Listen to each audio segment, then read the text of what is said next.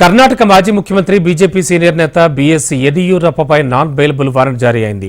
POCSO కేసులో విచారణకు హాజరు కాకపోవడంతో బెంగళూరు కోర్టు యడియూరప్పపై గురువారం నాన్ బెయిలబుల్ వారెంట్ జారీ చేసింది. దీంతో మాజీ ముఖ్యమంత్రి హైకోర్టును ఆశ్రయించారు. ఈ అంశంపై శుక్రవారం విచారణ జరుగుతుంది.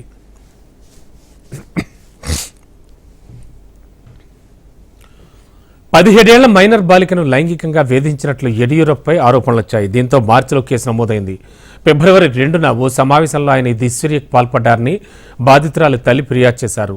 తన బిడ్డను యడియూరప్ప బలవంతంగా గదిలోకి లాక్కెళ్లి లైంగిక దాడికి పాల్పడ్డారంటూ ఆ ఫిర్యాదులో పేర్కొన్నారు. దీంతో యడియూరప్పపై పోక్సో కేసు నమోదైంది. బాధితురాలి తల్లి ఊపిరితిత్తుల క్యాన్సర్తో బాధపడుతూ ఇటీవలే చనిపోయింది. ఈ కేసులో ఇప్పటికే బాధితురాలతో పాటు ఆమె తల్లి వాంగ్మూలాన్ని సిఐడి అధికారులు నమోదు చేశారు. ఈ కేసులో యడియూరప్పను సిఐడి ఎప్పుడైనా అరెస్ట్ చేసే అవకాశం ఉందని కర్ణాటక హోంమంత్రి పరమేశ్వర్ పేర్కొన్నారు. దీనిపై సిఐడి నిర్ణయం తీసుకుంటుందన్నారు.